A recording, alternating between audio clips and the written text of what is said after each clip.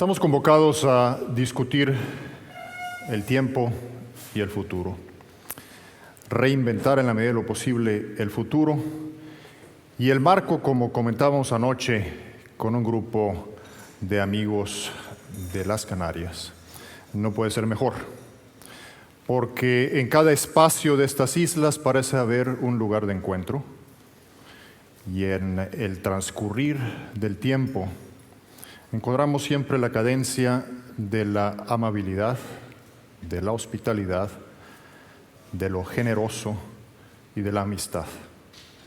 Y por todo ello, al concluir la plática anoche, que estaba poblada de desencuentros con el devenir reciente de España y con los retos que se viven a nivel local en estas islas, no pudo menos el grupo y no pude menos yo que insistir en que hay un futuro luminoso para la hispanidad y particularmente para estos rumbos. Exploremos entonces un poco ese futuro, esos tiempos. La vida, que en última instancia es sueño, como dijera Calderón de la Barca, sueño que es eternidad, ansia de eternidad, eternidad que es futuro, futuro que es tiempo, tiempo que es memoria, memoria que es pasado. Y con todo esto armamos la urdimbre de lo que, como bien dice Juan Malpartida, encontramos en voz de los poetas la explicación perfecta. Esa urdimbre que nos define como seres humanos, que nos define como seres pensantes y nos distingue del resto de las especies en este planeta a lo largo del tiempo. Y esa urdimbre que en última instancia también nos hace diferentes entre culturas, entre pueblos, entre civilizaciones. Hay, por ejemplo, un grupo muy pequeño, solamente quedan 100 supervivientes aproximadamente, en unas islas. El grupo la tribu se llama Ongués.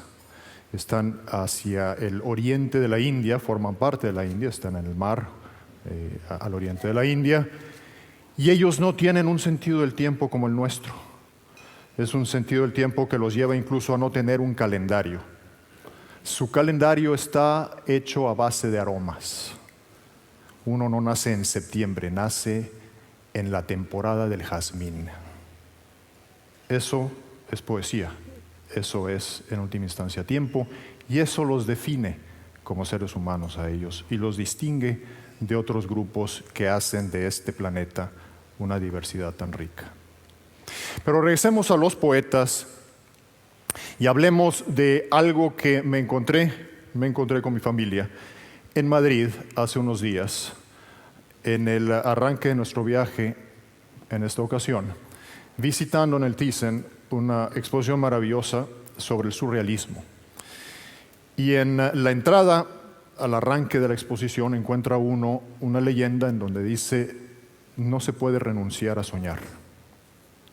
Y Borges nos recuerda que sí se puede. Hay neuropatías, como el caso de su amigo Funes el Memorioso, un amigo que se encuentra en una estancia en la parte occidental del Uruguay, donde Borges pasaba sus veranos en juventud, que tiene un accidente de caballo, se lastima el lóbulo frontal y pierde la capacidad de olvidar. Y tiene en su memoria recurrentemente el recuerdo de cada detalle de su vida, y no solamente de vivencias, sino también de percepciones. Y se le forma una especie de cáncer porque se invade de memoria. Bloqueada la capacidad de olvido, como dice una analista literaria argentina, se ahoga en el mar de su propia memoria. Pero lo más importante de esta historia es que esta persona, como en menor medida los que padecen de hipernesia, pierden la capacidad del elemento definitorio del ser humano, y es la capacidad de usar la memoria para imaginar el futuro. Pierden la capacidad de prognosis, que es una capacidad que nos define a lo largo de muchos años. El padecimiento opuesto en este vector de padecimientos neurológicos es lo que pudiéramos calificar del conjunto de la amnesia, el Alzheimer y la esquizofrenia, en donde en paralelo a la tragedia de perder nuestro pasado, nuestra memoria, nuestra identidad, por tanto, perdemos también, al igual que en el otro caso, la capacidad de imaginar el futuro. Es tal el trauma de estos dos polos opuestos de enfermedades neurológicas que conducen frecuentemente a la depresión y al suicidio. Y los terapeutas en esta materia hablan de descongelar el futuro como parte medular de la terapia para el tratamiento correspondiente. Es por ello que debemos sentirnos muy privilegiados, nosotros aquí, imaginando el futuro. Esta capacidad de prognosis no es solamente un privilegio frente a los funes del mundo, sino es un privilegio a lo largo del trayecto de la historia. Este es un ejercicio hermosísimo que hizo Carl Sagan hace muchos años, allá por los 70s, en donde en un libro llamado Los Dragones del Edén, él arma toda la historia del universo en un año calendario. Primer instante de ese año es el Big Bang. Pues bien, toda la historia del hombre, de la forma antropomórfica en el devenir de nuestra evolución, son los últimos 5 minutos del 31 de diciembre. Colón pasa por estas tierras en el último segundo del año. Estamos, por lo tanto, viviendo un instante en el gran contexto de nuestra historia cósmica. Y en ese instante es cuando se concentra esta capacidad de visualizar el futuro, que nos define una vez más como seres humanos frente a otras especies. Por lo tanto, yo creo que esta noche, además de celebrar el privilegio de tener particularmente jóvenes de tanta valía, mostrando lo que son y lo que se puede hacer en esta España y en esta hispanidad nuestra, yo creo que hay que celebrar también el hecho de estar viviendo justamente en estos últimos instantes del gran año del calendario cósmico. En particular, los últimos 300 años, nuestra visión de futuro ha sido una visión que va a la par de la fe en el progreso. Una fe en el progreso que no nace, pero se impulsa de una manera muy determinante en Europa. Esta es la visión occidental del progreso, por supuesto, en el contexto de la Ilustración. Y menciono aquí algunos de los innovadores, de los pensadores que generaron las ideas envolventes que aún hoy en día nos absorben. Y eso nos lleva, a lo largo del tiempo, a visiones como las que justo hace 100 años se esbozan en estos dos cuadros. Una idea de la escuela en el 2000, imaginada en 1910, haciendo fácilmente digerible el aprendizaje, como ven aquí, o incluso lo que hoy podemos pensar que era el Skype pensado en aquellos años, un poquito más complicado y sofisticado de lo que afortunadamente resultó. Con frecuencia, este concepto de progreso, esta idea de futuro, se estrella contra eventos, contra episodios, contra parteaguas históricos que a veces no son tan felices. Justo acabamos de celebrar la semana pasada los 50 años de este suceso, y los que tenemos la edad suficiente para tener al menos una vaga memoria del momento, recordamos que nos impactó a tal grado que cambió nuestra visión de futuro. Veníamos en esos años justamente en el arranque de la carrera espacial, tanto en la Unión Soviética, en la entonces Unión Soviética, como en los Estados Unidos, justo en los meses previos, con momentos episódicamente importantes, emblemáticos de la carrera espacial, y nos enfrentamos de golpe con esta dosis de realidad, que fue una de esas dosis de realidad que desmanteló nuestro concepto optimista de futuro en ese tiempo. Acabo de reencontrarme hace pocos meses en una comida en Washington con Alvin Toffler. Siendo yo estudiante, me tocó coorganizar un congreso sobre futurología y me tocó en suerte invitar a Alvin Toffler y atenderlo durante su estancia en Monterrey, México. Y no lo había vuelto a ver, y habían pasado casi 30 años desde ese encuentro. Y me toca encontrarlo en esta comida, me siento a un lado de él y le digo: doctor Toffler, platíqueme a qué no le atinó. Ya sea que sí le atinó y fue uno de los precursores en la idea de que había un cambio de época y pasábamos de una sociedad industrial hacia una sociedad postindustrial, como le había dicho Daniel Bell, y Herman Kahn y algunos otros pensadores del momento, pero él vaticina de una forma muy clara que estábamos pasando en una etapa de crecimiento exponencial, de evolución tecnológica exponencial hacia la era de la información. Y le digo, ¿qué le falló? A 30 años de distancia y con la perspectiva del tiempo, ¿qué le falló? Y Toffler me lo dijo de inmediato, me dice, me falló no la velocidad, sino la aceleración. El ritmo de cambio del progreso tecnológico se me fue. Nunca pensé que ese shock de futuro que yo estaba vaticinando en 1970 fuera a llegar a ser el shock de futuro que hemos enfrentado hoy en día. Afortunadamente hoy tenemos una visión quizá igual de optimista. Yo diría en muchos aspectos más optimista que la que teníamos hace 40 años, pero más mesurada, en donde esas grandes apuestas, esas desmesuras con relación al futuro, ya no lo son tanto. Y hay una serie de libros de los últimos 10 años que nos recuerdan el papel del azar y de la incertidumbre en la historia, en nuestra vida.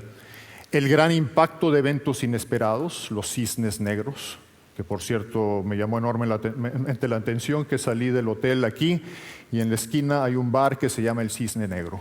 Entonces algún futurólogo que ahora se dedica al alcohol, me pareció particularmente interesante.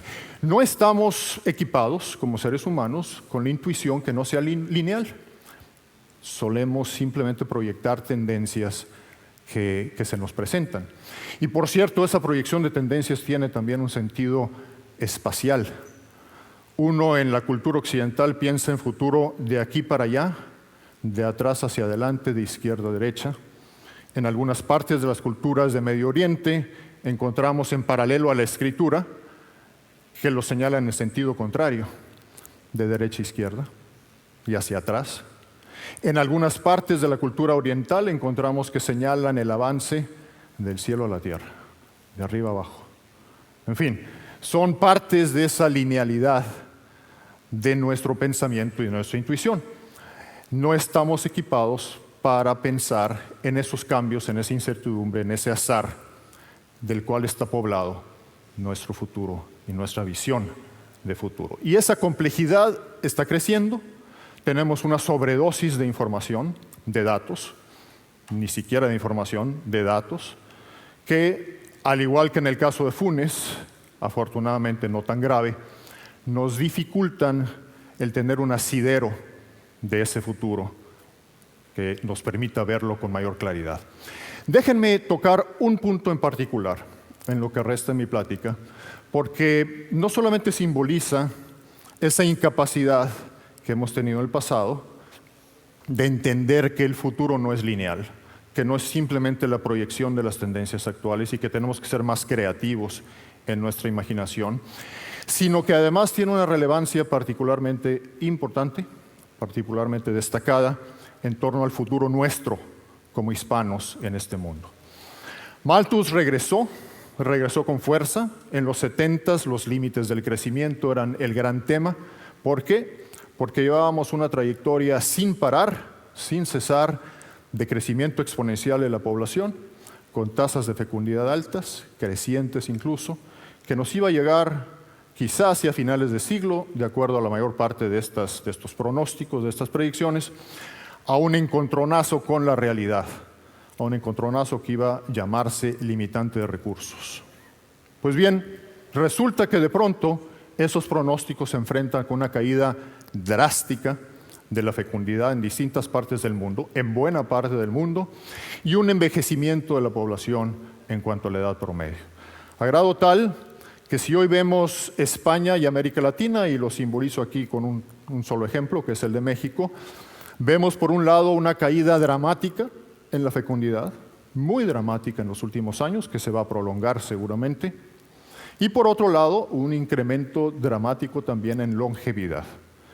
Nuestras poblaciones, para dolor de cabeza de los fiscalistas, están envejeciendo y envejeciendo muy, muy rápidamente.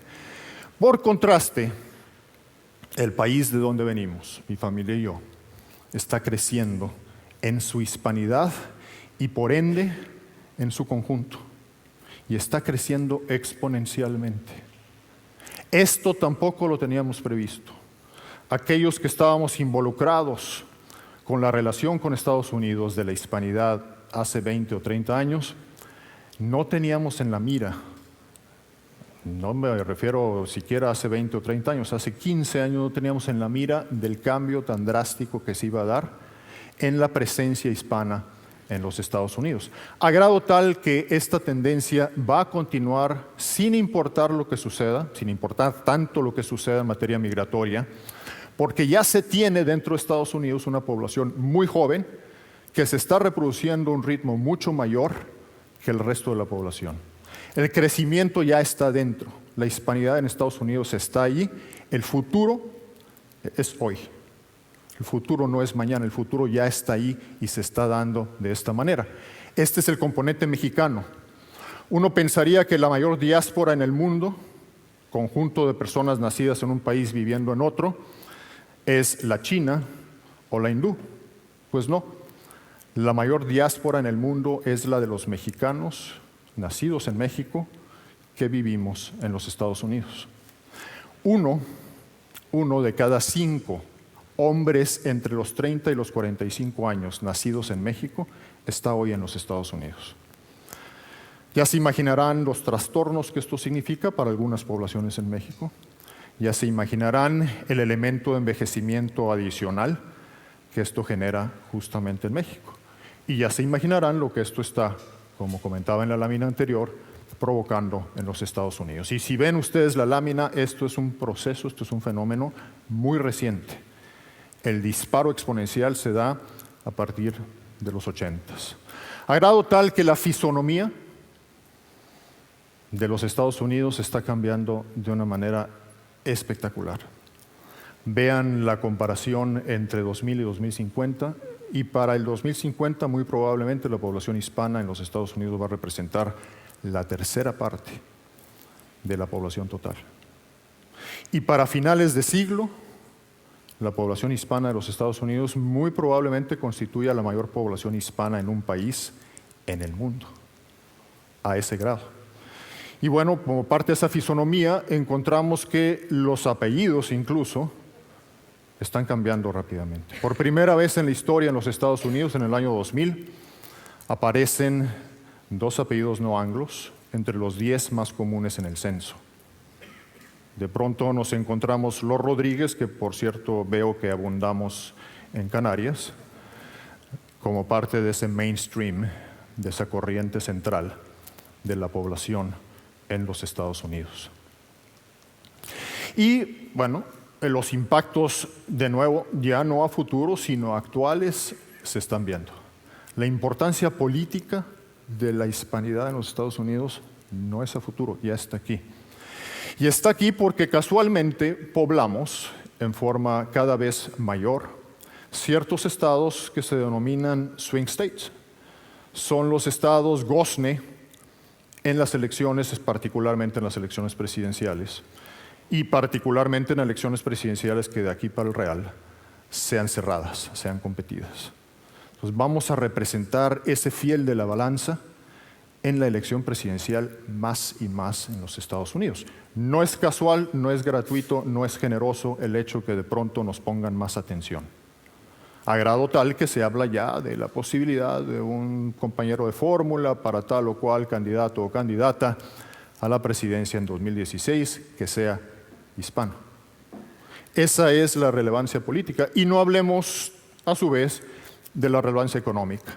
A estas alturas, los hispanos, si nos representamos como un país en los Estados Unidos, somos la economía número 10 del mundo y creciendo, como ven ahí, a un ritmo mucho mayor que el resto de la población.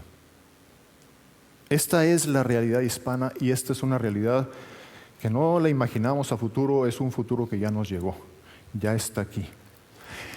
¿Cuáles son las condiciones que yo veo para imaginar ese futuro como un futuro feliz? Hemos hablado aquí en distintas ponencias de la necesidad de construir puentes.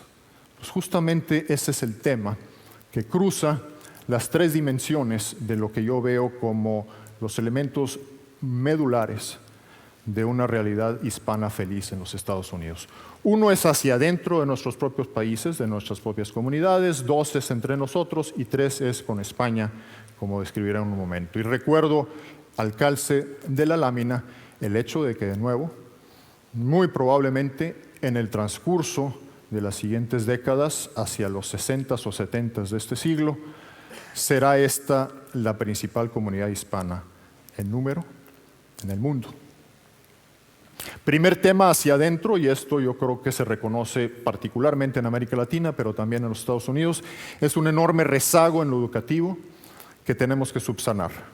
De otra manera, el futuro de la hispanidad será el futuro de una subclase dentro de las estructuras sociales de nuestros países y particularmente en el caso norteamericano. Es un rezago urgente de atender.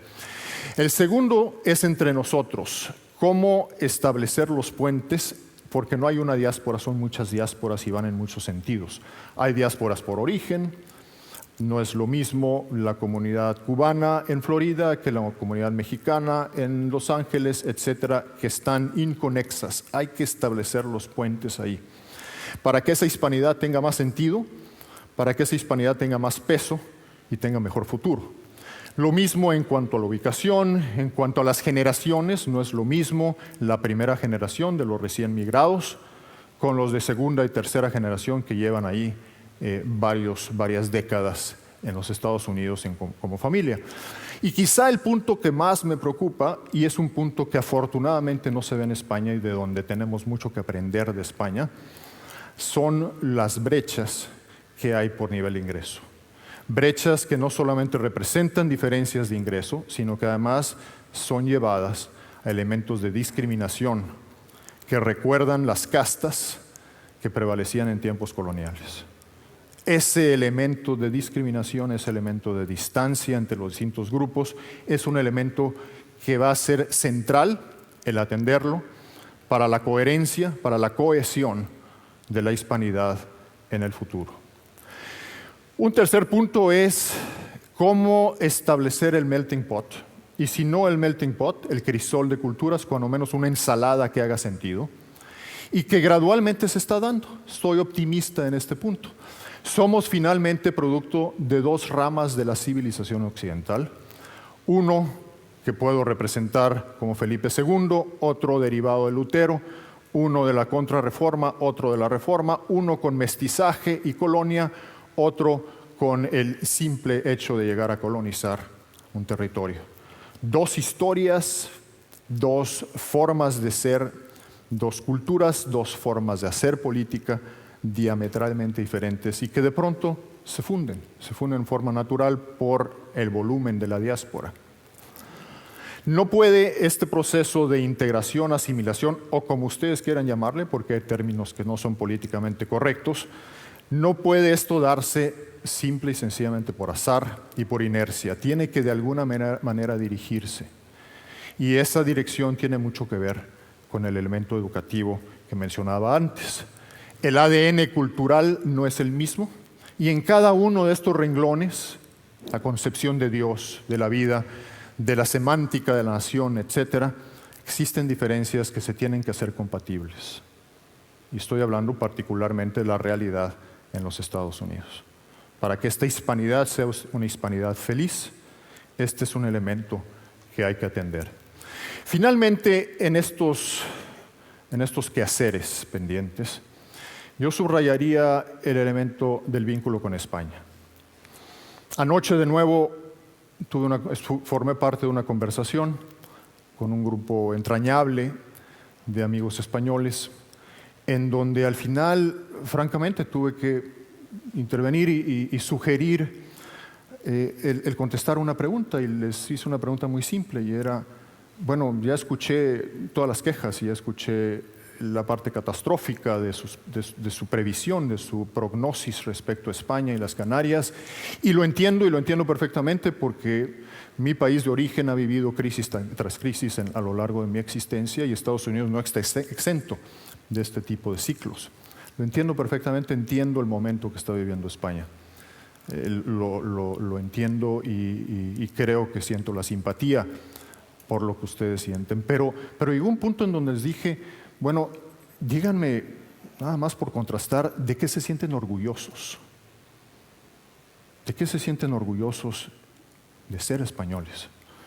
Y las respuestas fueron conmovedoras. Y mi respuesta ante eso fue, caray, dense cuenta que esos elementos de orgullo no están presentes en todo el mundo hispano. Son elementos únicos de seguridad, de solidaridad, de relación familiar fuerte, de una serie de elementos que constituyen el sustrato y la plataforma para construir una España mejor, que en ausencia de los mismos, entonces sí, yo estaría de acuerdo en que aquí hay una catástrofe. Pero con ellos, disculpen el atrevimiento y un optimismo quizá un poco ingenuo, pero no estoy de acuerdo. Y yo como latinoamericano y como hispano en los Estados Unidos, me atrevo a decir que hay un elemento adicional que quizá en el momento actual de la política en España pasa un poco por el olvido, pasa por el síndrome de Funes de Borges, en donde quizá están ustedes tan atiborrados con el presente que pierden de contexto los lados. Y eso tiene que ver con la España democrática. El enorme efecto que tuvo Cádiz. Y de ahí me voy a la generación del 98. La enorme influencia que tuvo en la América Latina en procesos de democratización, las ideas de Unamuno, de Ortega y Gasset, de la República en sus elementos conflictivos, pero finalmente de la República. Y particularmente en los últimos tiempos de los pactos de la Moncloa, esa extraordinaria capacidad de liderazgo, de visión, de capacidad de articular un país que tenía problemas serios, mucho más serios que los de ahora, en un contexto de crisis económica mundial y particularmente europea, en donde la fragmentación política era una realidad muy palpable, muy latente, muy real, y un grupo de hombres, de líderes, con una enorme participación de la comunidad, dicen, esto no se nos deshace de las manos. Y construyeron una España que hoy a mí, como hispano, me enorgullece participar en ella, por lo que me toque, como me toque de herencia, como me toque como hispano, me enorgullece participar en ella. Eso me lleva al punto final y es el encuentro entre las dos orillas, el encuentro de la hispanidad, el encuentro de una hispanidad feliz, pasa justamente por los jóvenes que hoy han estado aquí. Pasa por mis hijas que están participando de lleno en un zambullido en el rescate de grupos étnicos en México y de grupos étnicos que resumen ese trabajo de ellas y muchos jóvenes más como el restablecimiento de la capacidad de soñar de esas nuevas generaciones, de esos nuevos niños. De todos ustedes, los que han participado en este foro, que traen historias conmovedoras, pero sobre todo traen historias que construyen futuro. Ya no regresaré yo a este futuro que de niño me hizo pensar en sueños galácticos. Ya no tengo la capacidad de asombro que tuve durante muchos años en donde pasaba de usar la regla de cálculo en la universidad a usar la calculadora. Pero yo espero que recuperemos una capacidad de asombro y aquellos que no la han vivido, que la absorban hacia futuro porque nos hará construir una hispanidad mejor.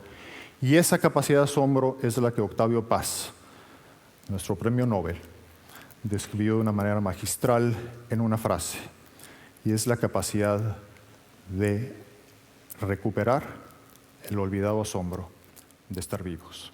Muchas gracias.